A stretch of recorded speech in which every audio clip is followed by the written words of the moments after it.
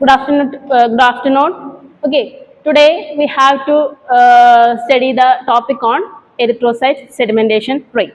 Okay, before going to the session, we have to know about the Bloom's level of erythrocyte sedimentation rate.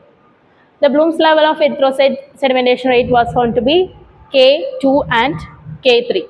Okay. While discussing about the theoretical portion of the erythrocyte sedimentation rate, it is under the Bloom's level of K1 because we just understanding the theory part of the erythrocyte sedimentation rate.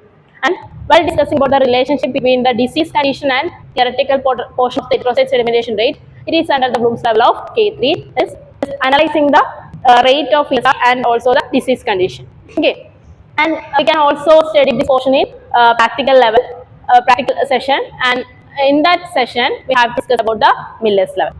So next we have to go to the theoretical portion of the erythrocyte sedimentation rate. Okay, erythrocyte sedimentation rate is the rate at which erythrocytes, that is red blood cells, that is settle down on the bottom of the apparatus is called erythrocyte sedimentation rate.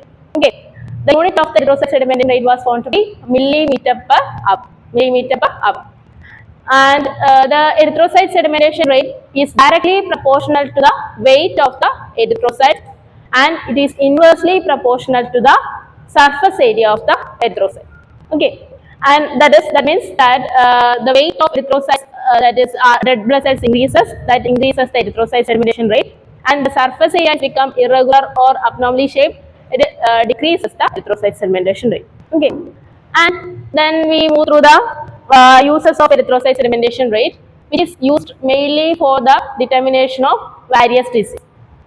Okay, the normal rate of erythrocyte sedimentation rate was found to be in men's, it's about 1 to 7 millimeter per hour, and in females was found to be 3 to 12 millimeter per hour. Okay, and the erythrocyte sedimentation rate increases with age slowly, and in case of pregnancy, erythrocyte sedimentation rate increases moderate level.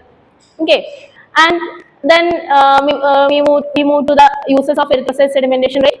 First one, it is used for the identification of rheumatoid arthritis condition, that is active rheumatoid arthritis condition. In such condition, the erythrocyte sedimentation rate become increased. Next condition, it is used for the determination of outcomes of various immunological disease condition and also inflammatory disease conditions like tuberculosis and chronic myelomas, and also in osteomalacia conditions. Okay, and which is also used for the determination of various outcomes of various diseases like multiple myelomas and also coronary artery disease condition. Okay, so let's my topic. The erythrocyte sedimentation rate is the rate at which the erythrocytes, that's red blood cells, settle down at the bottom of the apparatus is called ESR. The normal is in male, that is 1 to 7 millimeter per hour, and in females it's about 3 to 12 millimeters per hour.